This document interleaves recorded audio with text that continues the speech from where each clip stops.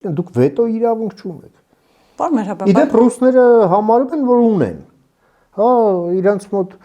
ասում են, մենք մեզ իրավունք ենք վերապահում քննարկել ձեր ընտրությունների հարցը։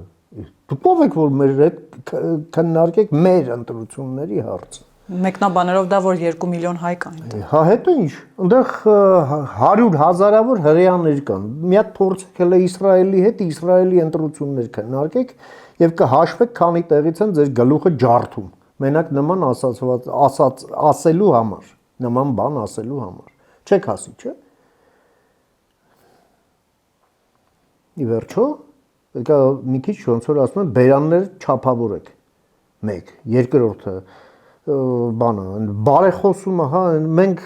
տղերք ունենք ձեր մոտ, նես նայեք, հա, շատ չնեղացնեք, չհասկացա։ Իսկ ընկալել Հայաստանը, ներողություն, Հայաստանը պատշաճ կարողություններ ձեռք բերելու պարագայում նման բան ուղղակի չպետք է թույլ տար, որ ինչ որ այլ պետության ագենտ ուժեր, իսկ դա նշանակում է միայն դա, Հայաստանում ինչ-որ դերակատարում ունենան կամ կարողանան լեգիտիմ ձևով ունենալ, դրանց դուքյանները պիտի փակվեր, ընդհանրապես, իրենց այդ այսպես կոչված կուսակցություններով, այսպես կոչված մամուլներով, հա, բայց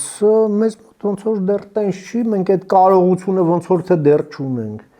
մենք այնտեղ որտեղ պետք է չորություն դրսևորենք, չենք դրսևորել ժամանակին, իներցիայի ուժը կա,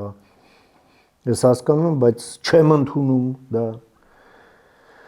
որովհետև չպետք է դա լինի, մենք խոսում ենք սուվերենության մասին, բայց մեր ընդդիմությունը սուվերեն չէ, հասկանում եք,